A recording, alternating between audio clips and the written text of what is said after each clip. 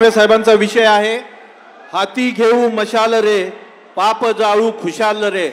या विषयावर शिवसेनेचे नेते महाराष्ट्राचे विरोधी पक्ष नेते अंबादाजी दानवे साहेब हे सविस्तर असं मार्गदर्शन करतील अशी मी त्यांना विनंती करतो।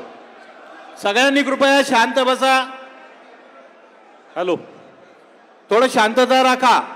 एक मिनिट, जरा सगळे शांत बसा।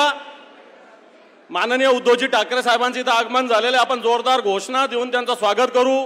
छत्रपती शिवाजी महाराज की।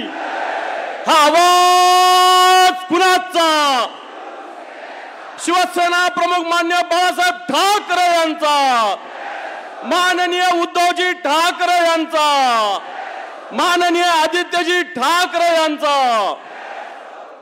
आता सगळ्यांनी शांत बसा। मला 10 मिनिटाचा वेळ दिलेला आहे, पण मी 2च मिनिटं बोलणार आहे।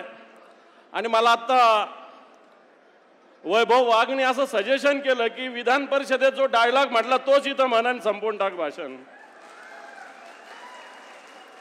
तो काही डायलॉग नव्हता वैभवजी, ती अशी इथून बेंबी पासून हृदयातून निघलेली होती। आणि मी अजूनही सांगतो की त्या विषयावर मी माफी मागितलेली नाही, मी दिलं ते दिलं, शिवसैनिक म्हणून दिलं हे मी स्पष्टपणे सांगतो।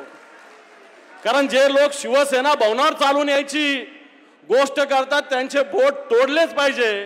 गनिमत ते काम राहिलं कारण ते सभागृहात होतं, सभागृहाच्या बाहेर असतं तर तेही काम झालं असतं 100%। आणि म्हणून हाती घेऊ मशाल रे पाप जाळू खुशाल रे हा विषय मग आपल्याला सगळ्यांना उद्धवजी ठाकरे साहेबांचं भाषण ऐकायचं आहे। त्यामुळं मला भले वेळ दिला असेल पण मी हा वेळ मुळीच घेत नाही।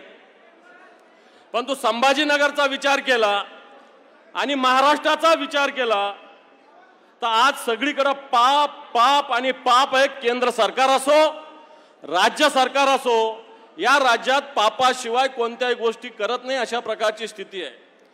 जनतेला दिवसा ढवळ्या फसवलं जातं, खोट्या घोषणा दिल्या जातात, राज्याच्या तिजोरीत खडखडाट आहे तरी मोठ्या मोठ्या घोषणा दिल्या जातात। मोठी भ्रष्टाचार आजच्या घडीला महाराष्ट्रात आहे।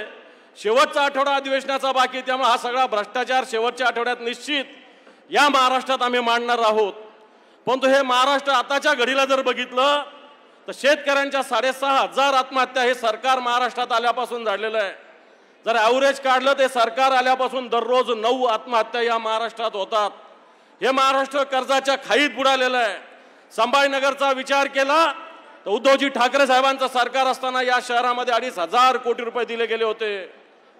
पण हे सरकार बदलल्यानंतर या शहराची जी पाणी पुरवठ्याची योजना होती, या योजनेला त्यावेळेस उद्धवजी ठाकरे साहेबांचं सरकार होतं, तर जो महानगरपालिकेचा वाटा आहे तो राज्य सरकारने भरण्याचं कबूल केलं होतं।